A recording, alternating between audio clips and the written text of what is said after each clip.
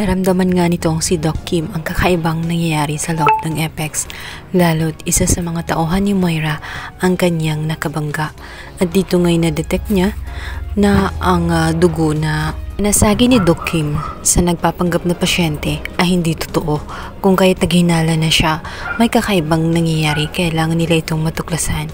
Kailangan nila ma-point out kung ano ang purpose nila, bakit sila nagpanggap ng mga pasyente.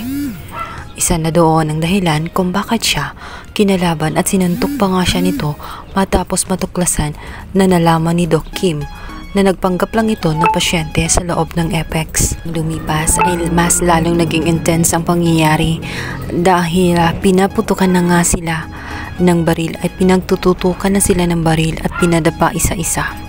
Nagkaroon na nga ng hostage taking at magugulat sila habang sila ay nagmamakaawa sila sa mga ito na huwag sasaktan.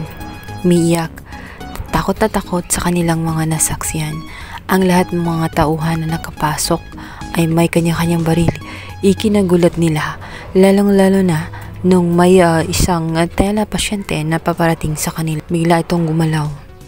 At ang kinagulat ng lahat, ang pasyenteng yun ay walang iba kundi itong si Brohang Moira na nakaligtas na naman. Gumagawa na naman ng mga eksena. Sa kabilang banda, matapos ng matuklasan nito ang si Doc RJ ang katotohanan sa pagkamatay ng kanyang ama na si Pepe, ay galit na galit siya dito kay Zoe. Ayaw niya itong makita. Gusto niya itong umalis sa kanyang harapan. Subalit ayaw umalis ni Zoe. Kung kaya't ito na nga si Doc RJ ang umalis. Ngunit mas malala pa ang kanyang maabutan sa labas dahil magugulat siya dahil ang kanyang mga tauhan ay pinalibutan na ng mga armadong tao na hindi nila kilala. Gulat din itong si Doc RJ dahil muling nakatakas itong si Moira at ngayon ay nasa kanilang harap. May eksena na naman at gumagawa na naman ng kapapalaghan. Galit na galit si RJ. Sinabi nito na hanggang kailan ba ang kanyang kabaliwan. Natitiyak umano ni Doc RJ na kagaya ng dati ay hindi siya magwawagi. Kalabuso pa rin ang kanyang mapupuntahan. Tinga ni Moira na kulang sila. Kulang ang mga tanyag. Wala si Giselle. Wala din itong si Annalyn. Kung kaya't isa-isa tinatanong nila. Ngunit walang may alam kung saan raw nitong si Annalyn. Alaman nila o hindi, ayaw nilang magsalita dahil ayaw din nila mapahamak itong si Annalyn sapagkat hindi siya makakaligtas dito kay Moira sa oras na matuklasan ang kinaroroonan nitong si Annalyn.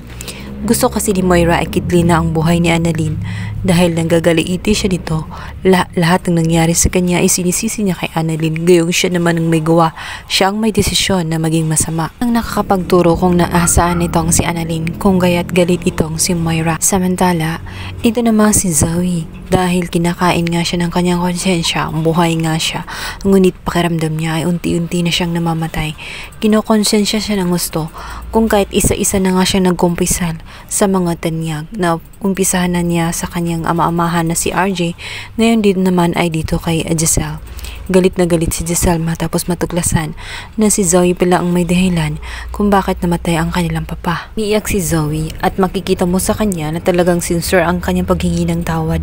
Nagsisisi siya ng gusto, hindi niya ginusto ang bagay na iyon.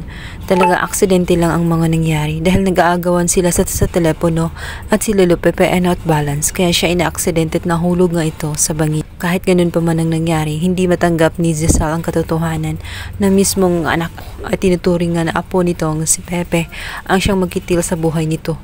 Matagal na dapat sinabi nitong si Zoe, ngunit nananaig ang takot sa kanyang puso.